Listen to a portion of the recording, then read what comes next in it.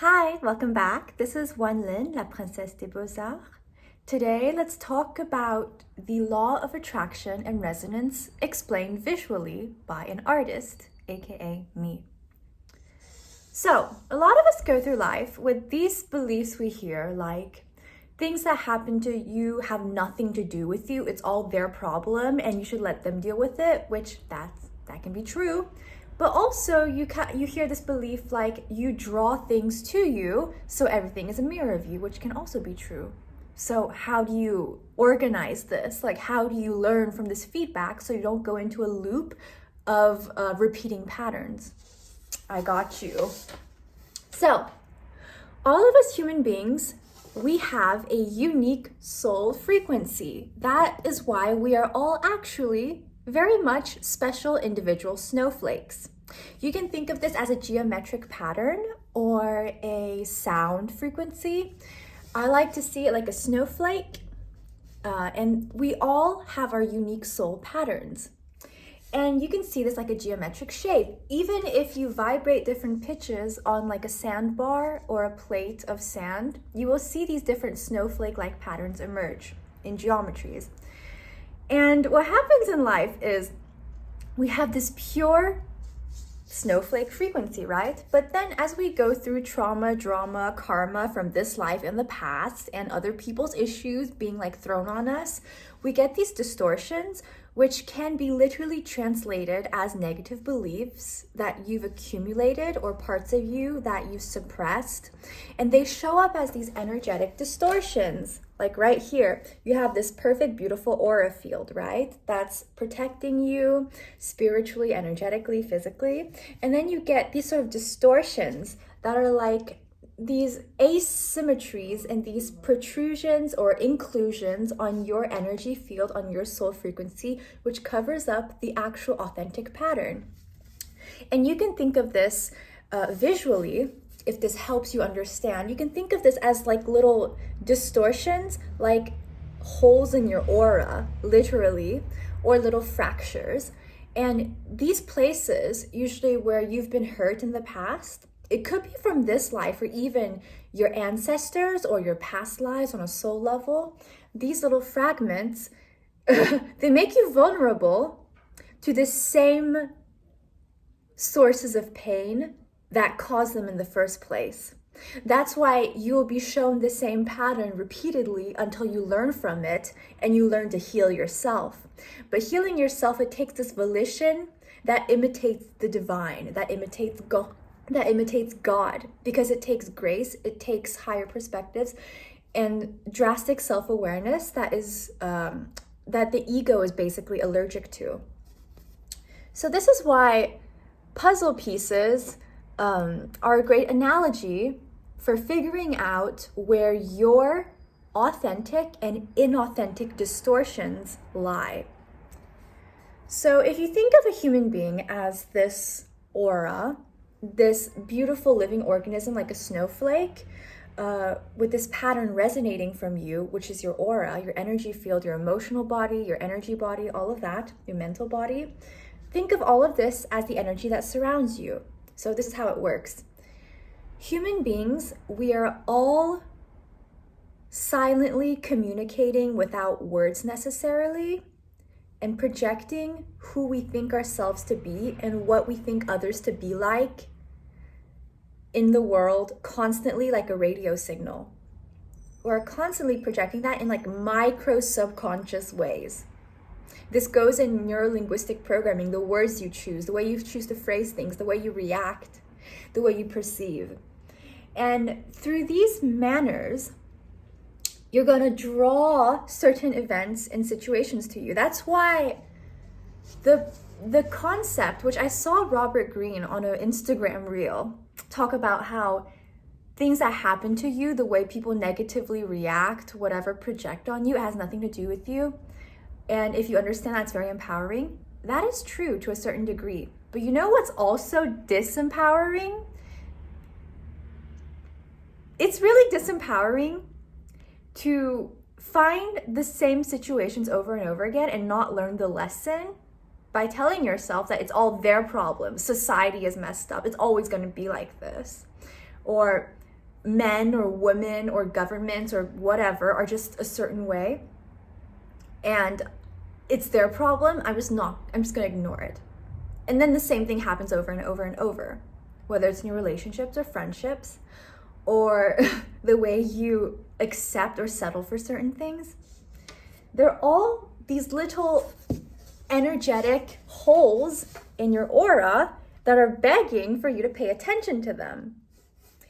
For example, if you think about parts work, shadow work, internal family systems, a very concise way to heal this is to identify in moments when you're triggered a part of you that you've suppressed that has been fragmented off in the moment of trauma in order to protect you by reacting in a certain negative way and thereby projecting a future where that negativity returns. The easiest way to, or not easiest, the most straightforward way, because none of this is necessarily easy, right? You earn your ability to behave like God, aka to transcend this human plane of trauma, drama, dumping, projecting.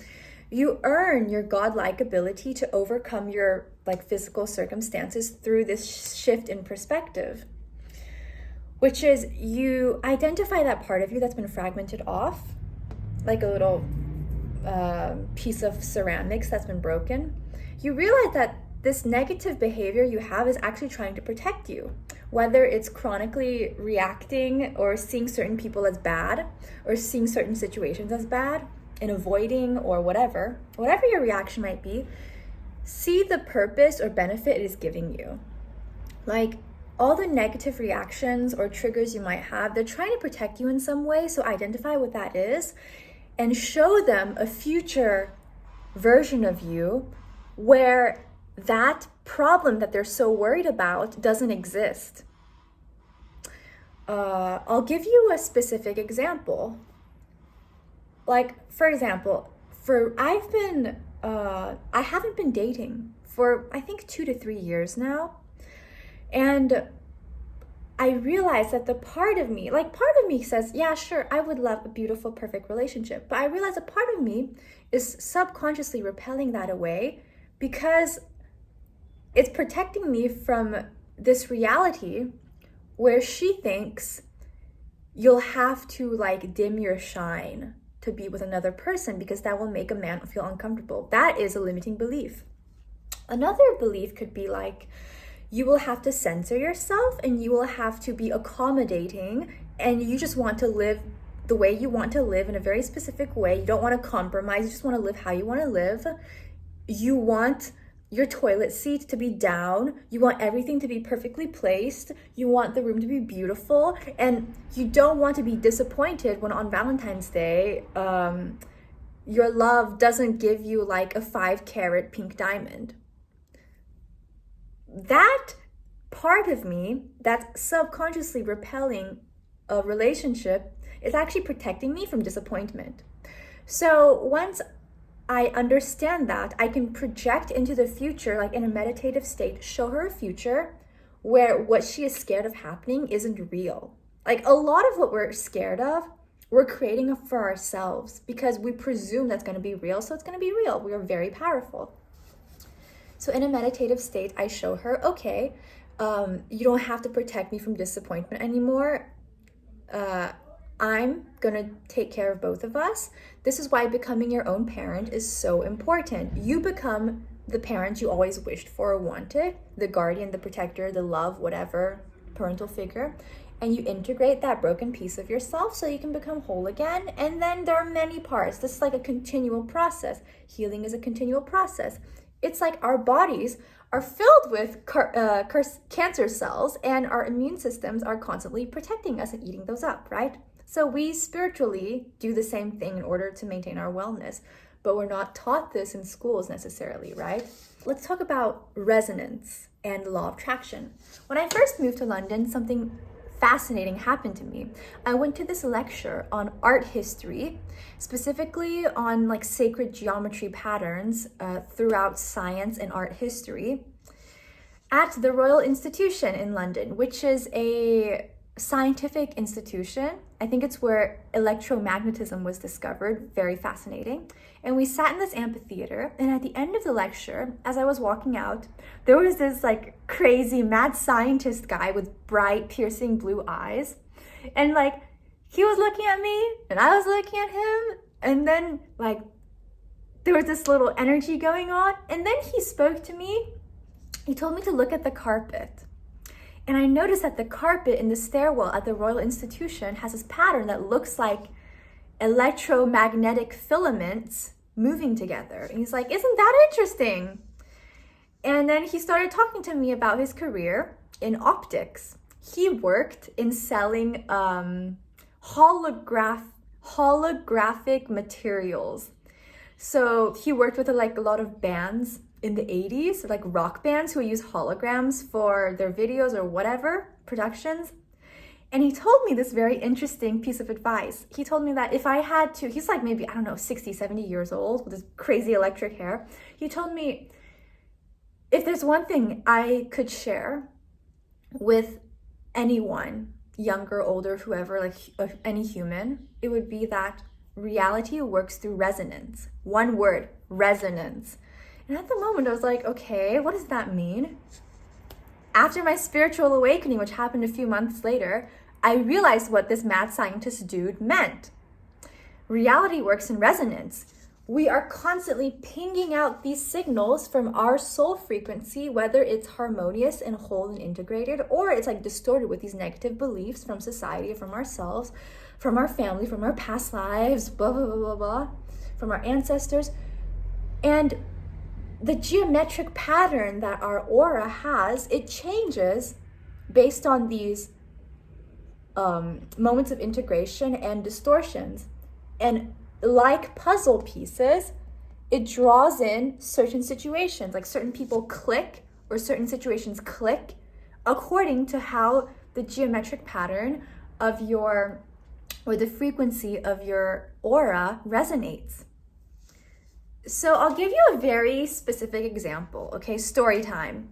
This is not like a sexy story, but it's educational. So I'm willing to share it. So many years ago, when I was still living in Paris, I attracted a stalker through the law of resonance when I was in a one-sided relationship. I'm gonna put this board down real quick because I'm gonna use my hands to explain. Now you might be thinking, oh my God, isn't this victim blaming? How could you say like these horrible things happen and then someone asked for it? Listen, I'm not here to give you like a one size fits all. I'm just gonna say this happens. And if you think this applies to you, then take this and like integrate the lesson I'm about to give. If you don't believe in it, that's fine.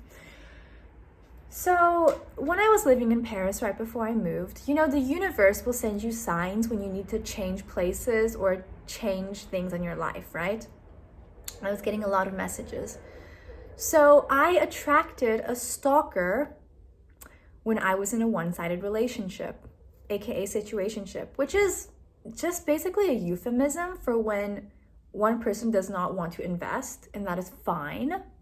That is part of the dating process. But I will show you how this works on an energetic level. So I was an art student. It was my last year of art school. And I remember I had this big crush on a musician. And what I didn't know then was that I had a lot of subconscious fears about expressing myself, about validation from winning art competitions or getting exhibitions, worries about my career as a young artist, and a lot of fear and insecurity around that. And I was attracted by a musician because I actually saw a lot of the qualities in myself that had yet to be expressed in him. And a lot of people I've noticed live vicariously through their relationships. So if they like a lot of what we admire in others is what we already have in ourselves, those qualities. And I realized deep down, I know I'm destined to be a star. I know I'm destined to share my art with the world. I have a lot of beautiful qualities to share and express. But I was suppressing that from fear. And how did that manifest? It manifested in this sort of like obsessive crush that I had on a musician who, in his own right, he already had this like good career going, and he had an audience, he had all of these regular concerts. And what I didn't realize back then consciously was that I was getting energy from living vicariously through him. So in a relationship like this, where one side is taking a lot of energy, I was taking energy from him through living vicariously, and he was taking energy from me by having my attention, because like men can feed off of women's attention and investment and time. And it becomes parasitic in so many ways and just very unhealthy. And it's not a question of blaming someone. It's a question of using the situations to learn and grow. Okay? So what happened? I remember in the very beginning, I sent him like a big box of delicious French foods and all of that. And I didn't notice then, but that's called love bombing, which for me as a Leo rising, love bombing just feels like normal behavior. Like, what do you mean? Isn't this just how it's supposed to be? Like, aren't you supposed to lavish me with gifts? Isn't this like normal? For me, yeah, it is normal. But the thing, it's not normal. What makes it not normal or unhealthy is realizing that whenever you're giving, there's a type of giving that's unconditional, and that's true giving.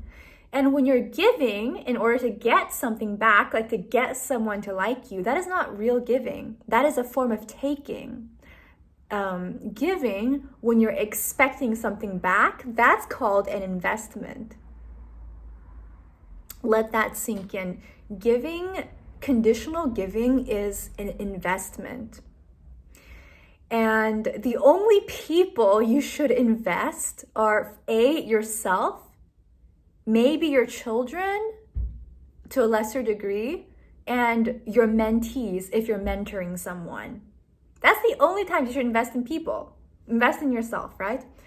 Everything else, when you're giving to other people, you've got to be okay if no one cares. Like if I post this YouTube video, if I share all these things I learned and no one cares, I've got to be okay with that. And that's the only way my channel can grow. Do you realize this paradox? Let that sink in. So in that time when I was so obsessed with this person, I actually attracted a stalker.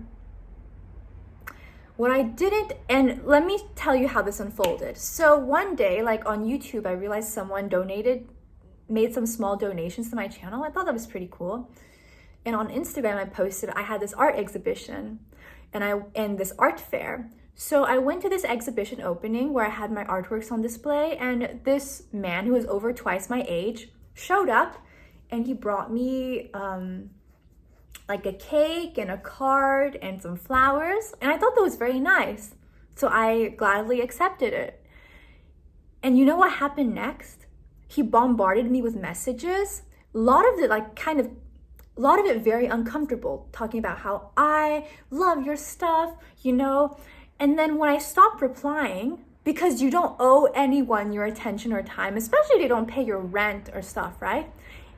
When I started ignoring him, because at a certain point, you can't just constantly read these paragraphs long messages, he started getting angry. He was like, I used to have depression and all of these mental issues, and if something happens, it would be your fault. Stuff like that. And honestly, I felt gross because I had accepted gifts from this person, not knowing he was like that. But looking back now, I realized at that time, I was literally waiting for someone to text me back, which, ew, that is so gross. Never will I do that again. But I understand why I did that. I was needing someone else's validation. I was needing someone else's time, energy, and attention in order to feel happy. And anytime you have some sort of fulfillment attached externally, you are almost destined to lose it. Because that's how, like, God, the universe, whatever, makes you grow. Until you can validate yourself, until you can create your own reality and radiate instead of take. Because sometimes the more you take, you realize the less you have. Because you never learn in that schema how to radiate your own energy, how to radiate your own light. And we're all put on earth as creator beings to do that. So looking back, I totally understand now how I attracted the stalker who literally would make fake accounts to follow me, who contacted my school under the guise of showing interest in my artwork in order to get my personal address and information. Thank God I warned my school, I warned the art gallery that this guy was a stalker. And like, they made sure to watch out and not share my information. But looking back, the frequency I was giving out by being obsessed with another person, by waiting for his validation to make me happy, instead of like sharing my gifts with my own audience, instead of doing that, I was looking to him and looking at all his concerts, trying to go to his concerts, trying to listen to his music, not realizing that this was mirroring the fact that I had been suppressing all of these qualities I admired in this person that I should have been embodying myself. And what was the result? I got that mirrored back to me in my own reality.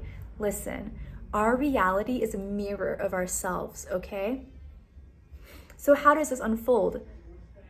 God, the universe, whatever, had to literally show me what I was behaving like.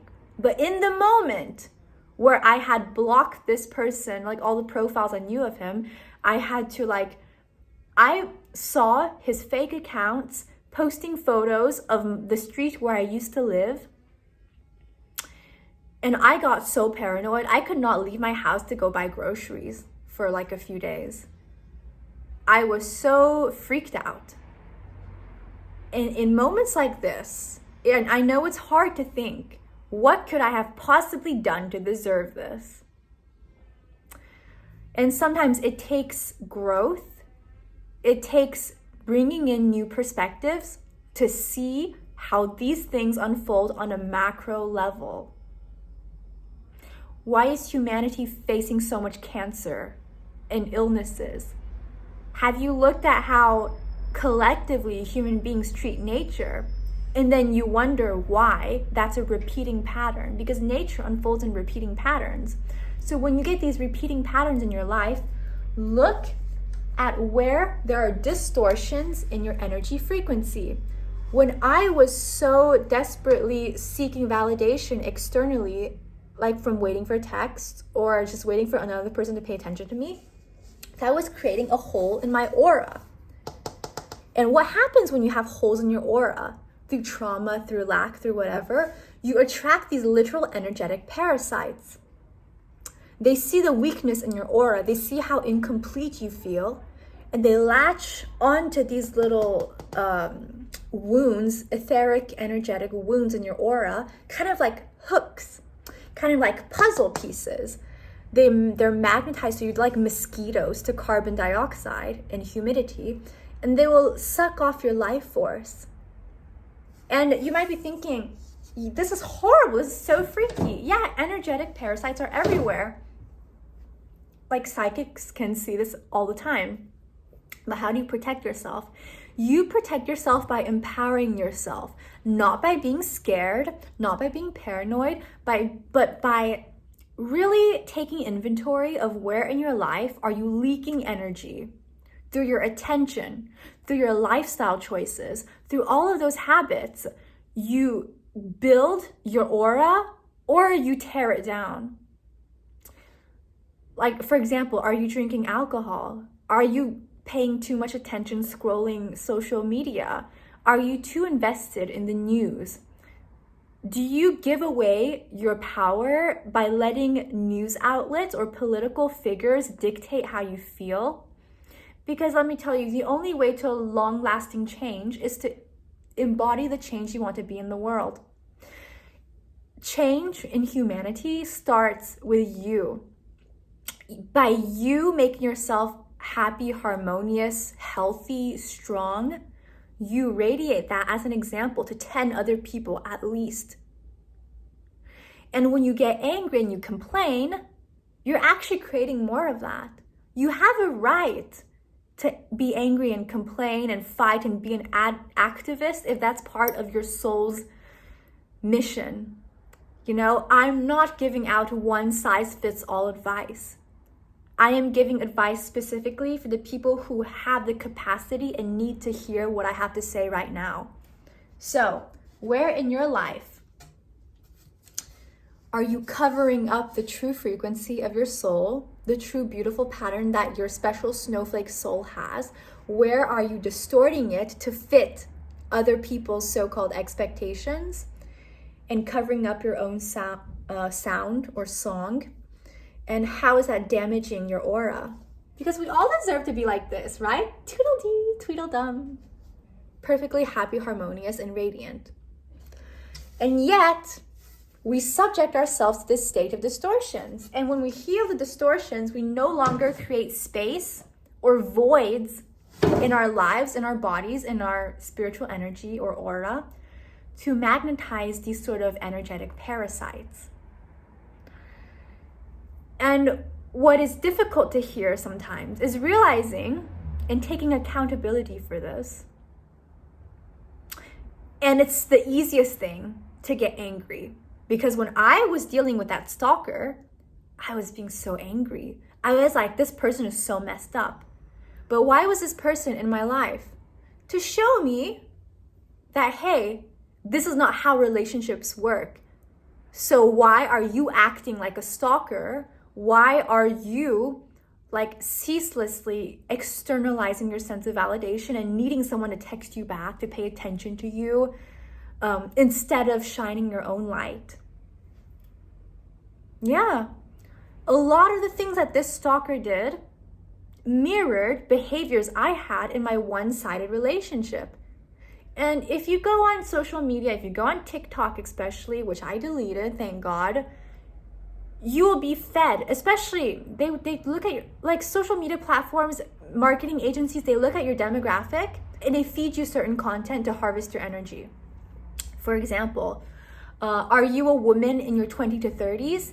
Oh, we'll give you man-hating content. And if you engage, we know that people like to engage with that. So the more you engage, the more money we make, the more energy we harvest from you.